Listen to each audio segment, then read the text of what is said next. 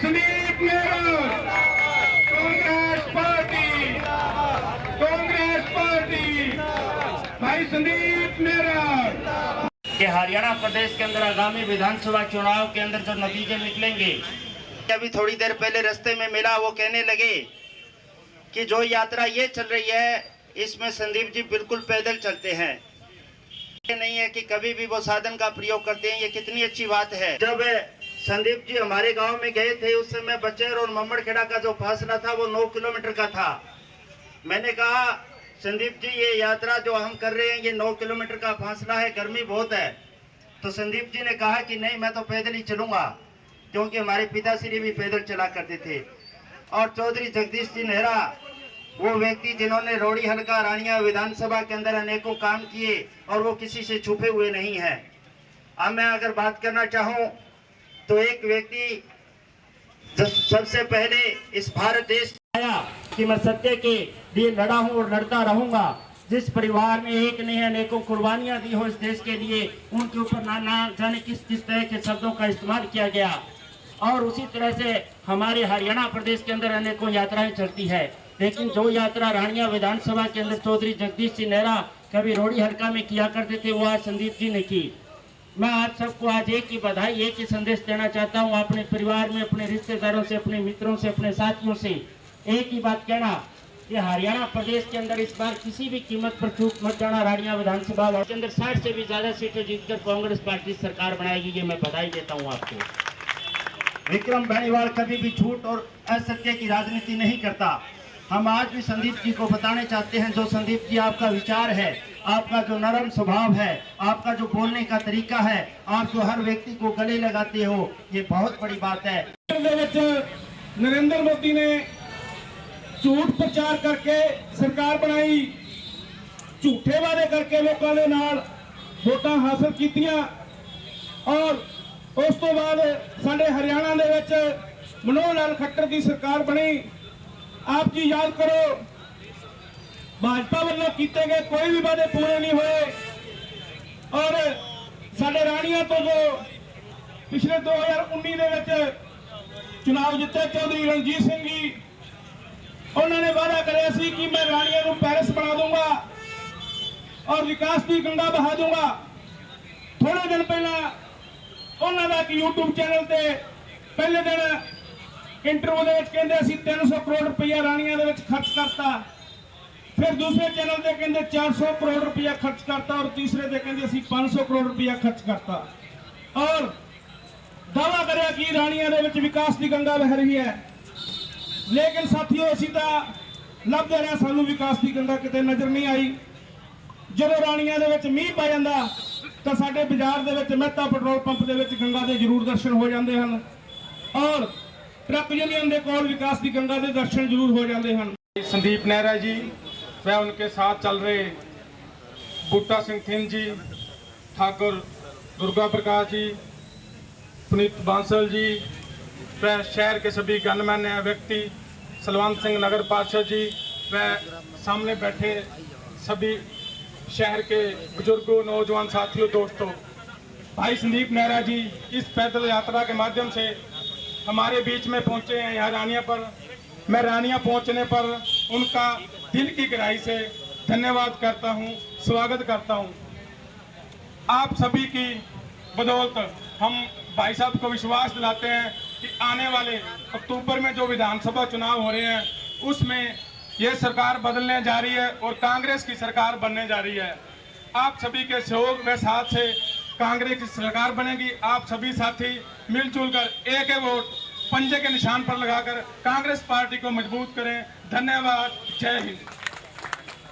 उसमें आपने रानिया शहर से और रानिया हलके से जो भारी बहुमत से आपने मतों से जिता के उनको लोकसभा भेजा, उसके लिए भी आपको मैं तहे दिल से धन्यवाद करता हूं।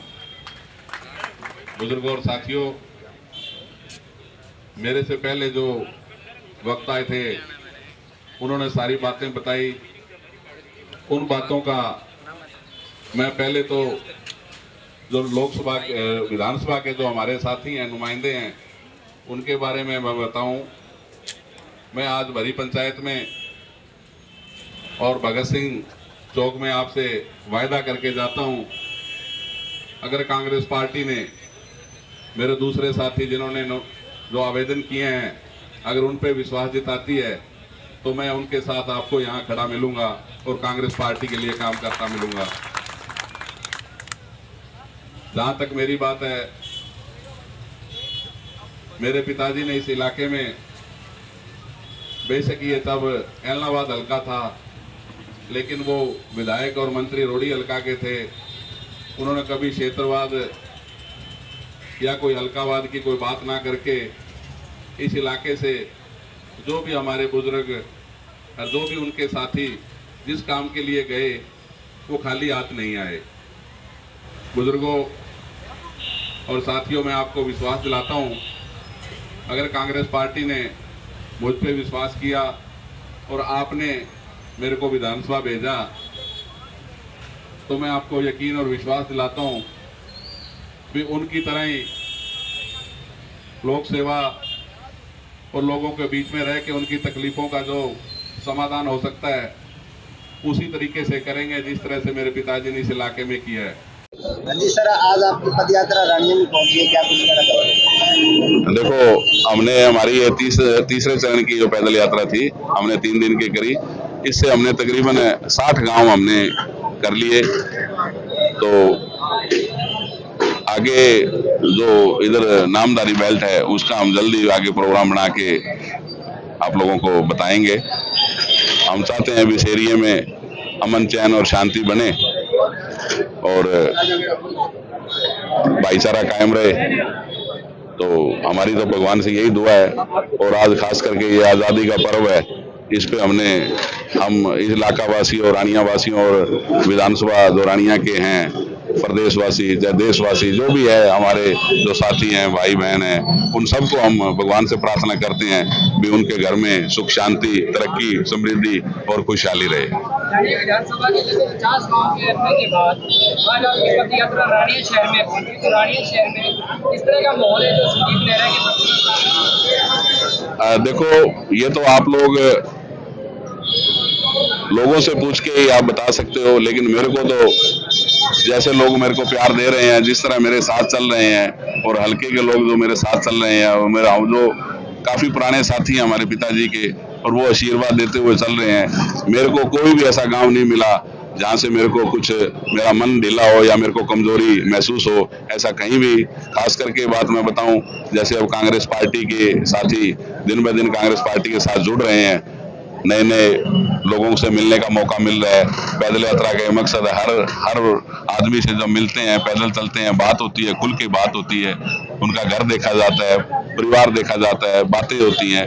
तो इस पदयात्रा का यही मकसद था भी भाईचारा हमारा और बढ़े और इस एरिया को आने वाले दिनों में हम खुशहाली की तरफ लेके जाएं। गाँव जा रहे हो, क्या समस्याएं नजर आ रही? समस्याएं मैंने भी पहले भी बहुत बार कहा कि गांव हर इलाके की, हर गांव की अलग अलग समस्याएं हैं। अब मैं पिछले 10 सालों से सारे समस्याएं इकट्ठी हो गई हैं। चाहे आप रानिया शहर की लगाओ, समस्याएं तो बस इतनी है, आप लिखने लगो तो सारी किताब भर जाए।